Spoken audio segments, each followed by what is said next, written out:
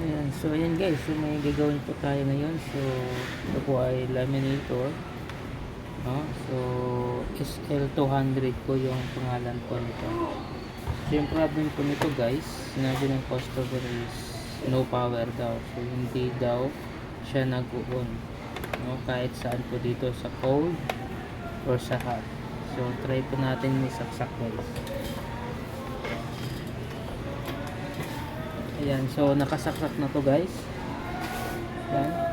So i-try po natin siya sa cold.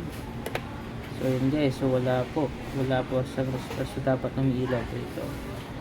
So i-try po natin siya sa hot. Ayan, so hot. Ayan, ito yung hot.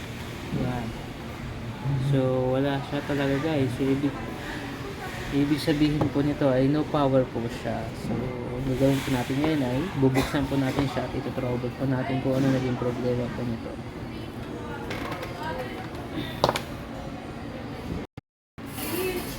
So ayan guys, so natanggal ko ng mga screw nito. So pinat ko na lang po yung video para hindi na po umawa yung video po natin. Bubuksan na po natin po para wala natin kung ano yung dahilan bakit wala po siya power. So makikita po natin ito yung nasa loob niya. So ito yung motor niya, motor ng roller. Ito po yung kanyang power supply. So titingnan po natin kung ano naging dahilan.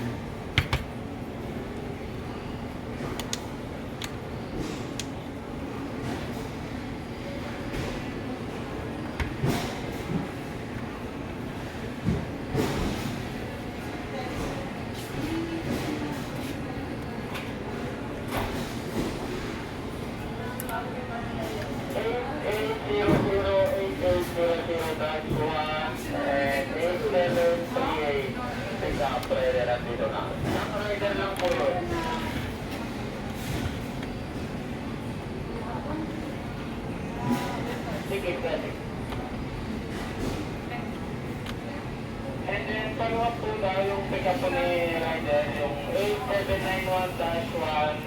And guys, so inayos po natin yung power supply niya. So hindi natin po tayong problema at naayos naman po.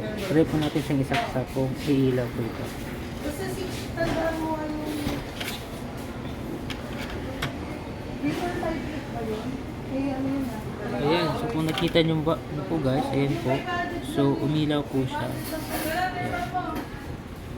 So ibalik po natin siya at saka i-try po natin kung gagana na po yung hot niya at maglamanid po tayo ngayon.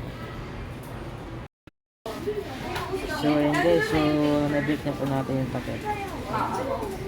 So itestin na po natin kung gagana na po ito, no? Saksak po natin.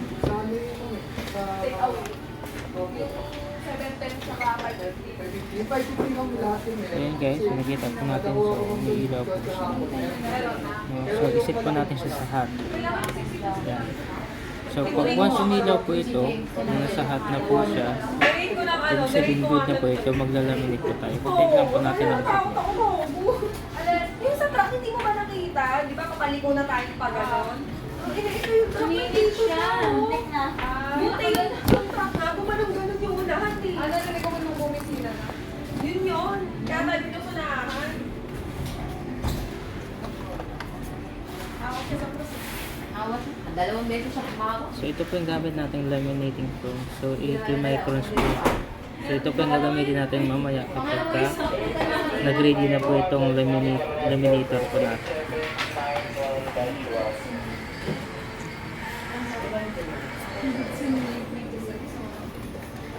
Ang liit pa naman niya. Ang liit pa pala niya. Sino? Driver. Naka-headset kasi baka hindi ano. Headset ba yun? Oo. Naka-headset siya. Earpod siya. Earpod pa. Kami Kahit kinabahan sa kanya. wala siyang pabakabot. Ay, dahil kinabahan siya, mawak siya doon sa dalawa. Na-realize na naman yung ibig na.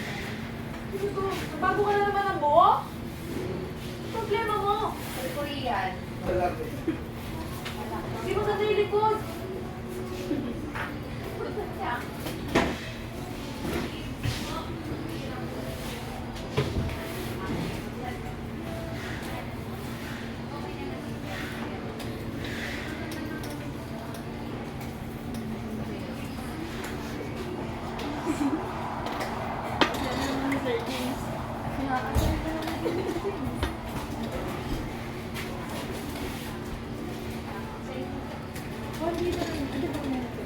guys, umiinit na po yung ating laminator pala yun.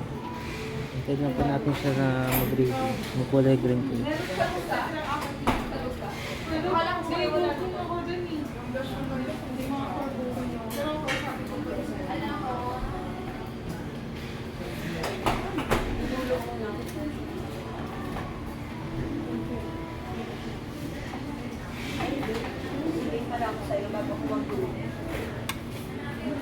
Ayan, so nagkulay green na po. So kung nakikita po natin guys, so nagkulay green na po yung sa hot po niya.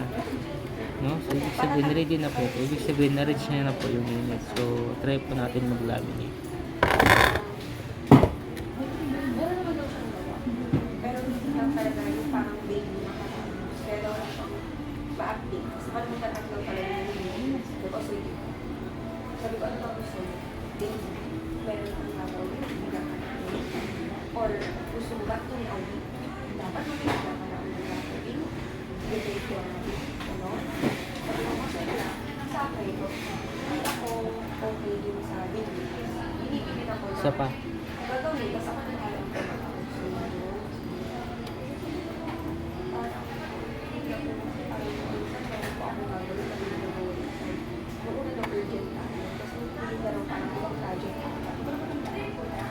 Kung ano yung project, nagpilin ko sa akin. Tapos sabi ko, mas mamigit ako naging urgent yun. Kasi ito na po. So ayun guys, so kung nakikita po natin, no? So lutong-luto po yung laminating foam po natin. So ibig sabihin success po yung ginawa po natin. No? So ayos po yung ating pag-trouble sa laminator po na ito. So yun lang po guys, salamat po sa mga nanonood.